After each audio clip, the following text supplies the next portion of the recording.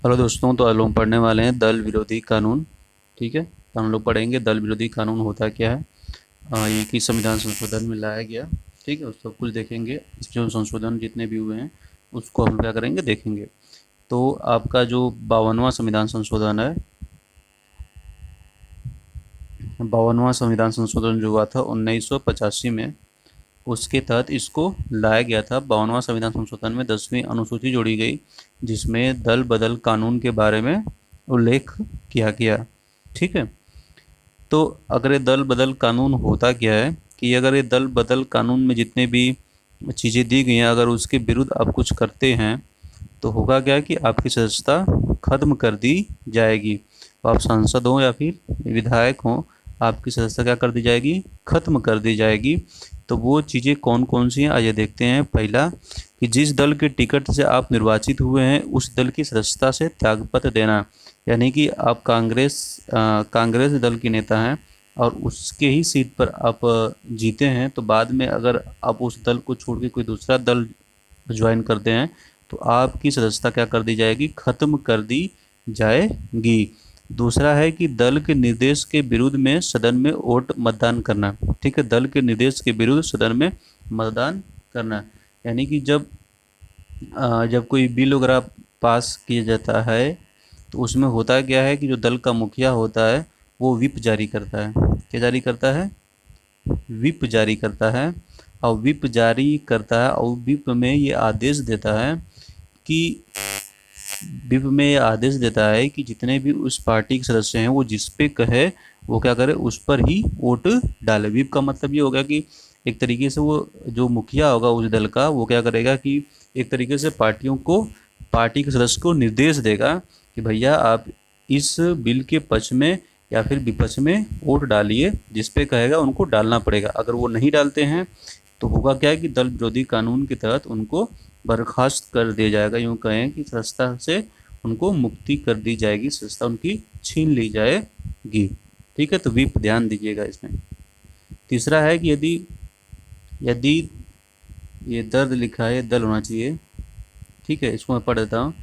यदि दल द्वारा व्हिप जारी करने पर भी, इसको करेक्शन कर लीजिएगा। यदि दल द्वारा व्हिप जारी करने पर भी सदन में उपस्थित न हो या उपस्थित होने पर भी मतदान में भाग ना लें। जैसे मान लीजिए कि अब क्या हुआ कि जो सदन का मुखिया था, वो दल का मुखिया था, वो क्या किया कि व्हिप जारी कर दिया। बोला कि भैया एक ही पक्ष में वोट दीजिए, आप लोग एक के पक्ष में वोट दीजिए।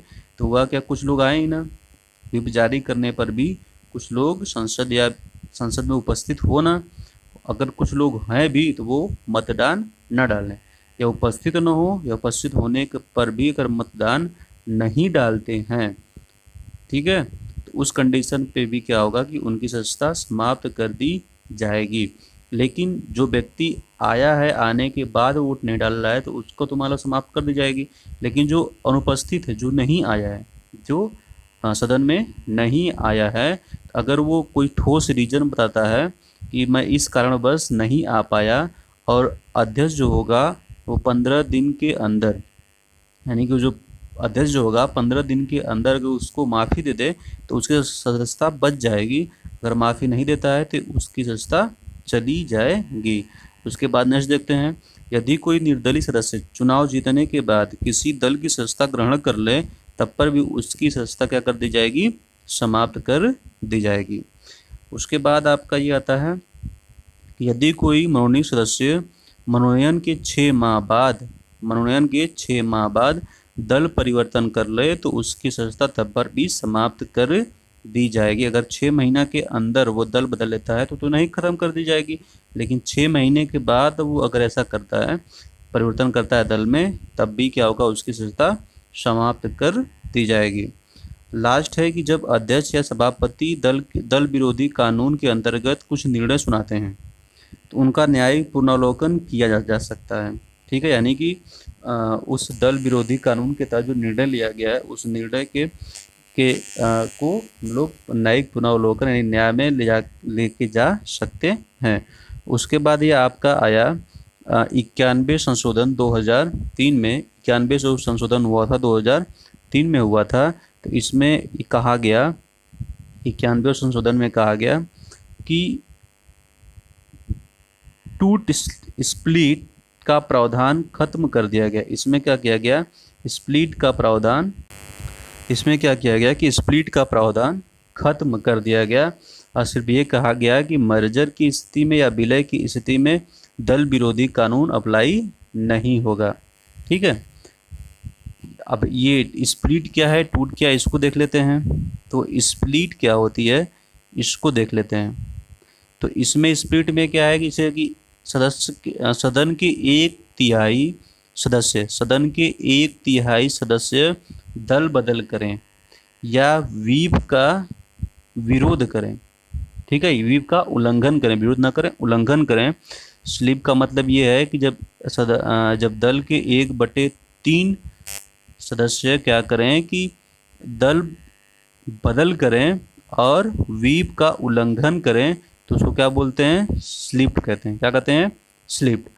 और विलय यानी मर्जर की बात करें, विलय या मर्जर की बात करें तो 2/3 सदस्य, 2/3 सदस्य दल बदल करें या व्हीप का उल्लंघन करें। ध्यान दीजिएगा, अगर 1/3 सदस्य दल बदल करते हैं, व्हीप का उल्लंघन करते हैं तो उसको क्या बोलते हैं हम लोग, स्लिप्ड बोलते हैं।